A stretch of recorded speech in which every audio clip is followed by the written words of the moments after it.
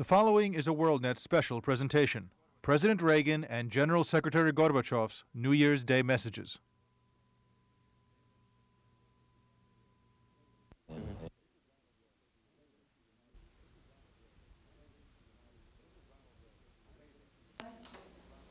Good evening. This is Ronald Reagan, President of the United States. I'm speaking to you, the peoples of the Soviet Union, on the occasion of the New Year. I know that in the Soviet Union, as it is all around the world, this is a season of hope and expectation, a time for family to gather, a time for prayer, a time to think about peace. That's true in America, too.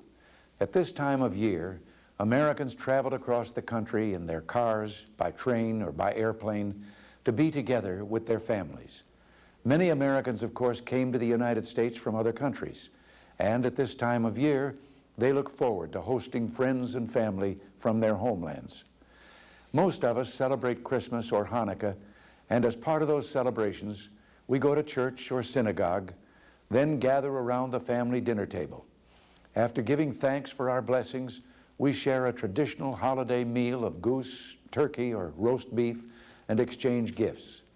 On New Year's Eve, we gather again, and like you, we raise our glasses in a toast to the year to come, to our hopes for ourselves, for our families, and yes, for our nation and the world. This year, the future of the nation and the world is particularly on our minds. We're thinking of our nation because in the year ahead, we Americans will choose our next president. Every adult citizen has a role to play in the making of this decision. We will listen to what the candidates say, we will debate their views and our own, and in November, we will vote. I'll still be president next January, but soon after that, the man or woman leading our country will be the one the American people pick this coming November. As I said, we Americans will also be thinking about the future of the world this year, for the same reasons that you will be thinking of it too. In a few months, General Secretary Gorbachev and I hope to meet once again, this time in Moscow. Last month in Washington, we signed the Intermediate Nuclear Forces Treaty, in which we agreed to eliminate an entire class of U.S. and Soviet nuclear weapons. It was a history-making step toward reducing the nuclear arms of both sides, but it was just a beginning. Now in Geneva, Soviet and American representatives are discussing a 50% reduction in strategic nuclear weapons. Perhaps we can have a treaty ready to sign by our meeting in spring. The world prays that we will. We on the American side are determined to try. You see, we have a vision of a world safe from the threat of nuclear war, and indeed all war. Such a world would have far fewer missiles and other weapons. Today, both America and the Soviet Union have an opportunity to develop a defensive shield against ballistic missiles, a defensive shield that will threaten no one. For the sake of a safer peace, I am committed to pursuing the possibility that technology offers. The General Secretary and I also anticipate continuing our talks about other issues of deep concern to our peoples. For example, the expansion of contact between our peoples and more information flowing across our borders. Expanding contacts and information will require decisions about life at home that will have an impact on relations abroad. This is also true in the area of human rights. As you know, we Americans are concerned about human rights, including freedoms of speech, press, worship, and travel.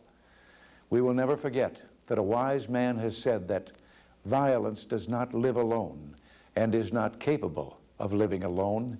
It is necessarily interwoven with falsehood. Silence is a form of falsehood. We will always speak out on behalf of human dignity. We Americans are also concerned, as I know you are, about senseless conflicts in a number of regions.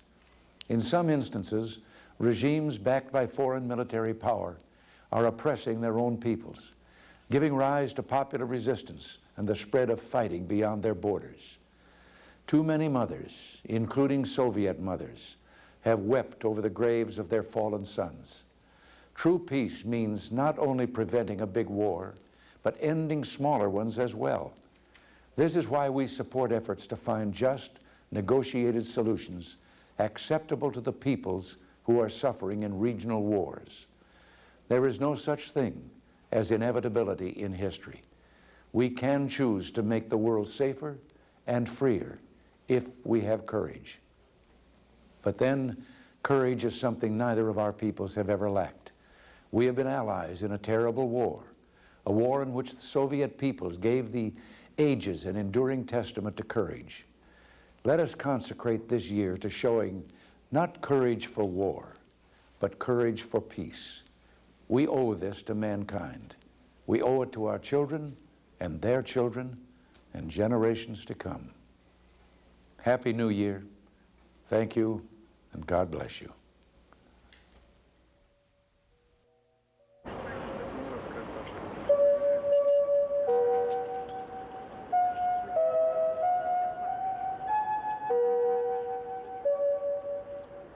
Дамы и господа, друзья, Ladies and gentlemen, friends, в день новогоднего праздника as we celebrate the new year, I am glad to address the citizens of the United States of America and to convey to you season's greetings and best wishes from all Soviet people. The 1st of January is a day when we take stock of the past year and try to look ahead into the coming year. The past year, 1987, ended with an event which can be regarded as a good omen.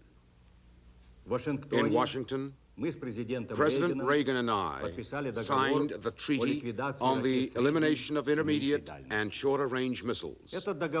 That treaty marks the first step along the path of reducing nuclear arms, and that is its enduring value. But the treaty also has another merit. It has brought our two peoples closer together. We are entering the new year with a hope for continued progress, progress towards a safer world. We are ready to continue fruitfully the negotiations on reducing strategic arms with a view to signing a treaty to that effect even in the first half of this year. We would like without delay to address the problem of cutting back drastically conventional forces and arms in Europe. We are ready for interaction in resolving other problems, including regional ones. I think it can be said that one of the features of the past year was the growing mutual interest our two peoples took in each other.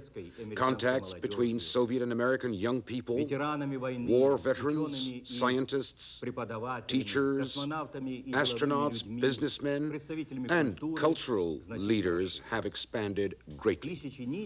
Like thousands of strands, those contacts are beginning to weave into what I would call a tangible fabric of trust and growing mutual understanding.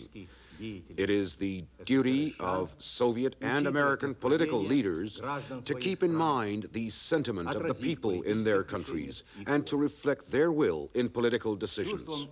The Soviet people are getting down to work in the new year with an awareness of their great responsibility for the present and for the future. There will be profound changes in our country along the lines of continued perestroika, democratization, and radical economic reform. In the final analysis, all this will let us move onto a broad avenue of accelerated development. We know that you Americans have quite a few problems too.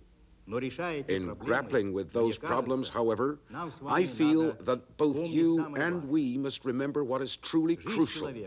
Human life is equally priceless, whether in the Soviet Union, the United States, or in any other country.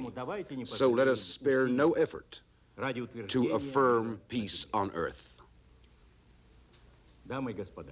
Ladies and gentlemen, during the official departure ceremony in Washington, I said with regret that on that visit, I had had little chance to see America. I feel, however, that I did understand what is most important about the American people, and that is their enormous stock of goodwill. Let me assure you that Soviet people, too, have an equally great stock of goodwill. Putting it to full use is the most noble and responsible task of government and political leaders in our two countries. If they could only do that, what is but a dream today would come true. A lasting peace, an end to the arms race, wider-ranging trade, cooperation in combating hunger, disease, and environmental problems, and progress in ensuring human rights and resolving other humanitarian issues. May the coming year of 1988 become an important milestone as we move down that road. In concluding this New Year address to the people of the United States of America, I wish peace, happiness, and joy to every American family. A Happy New Year to all of you.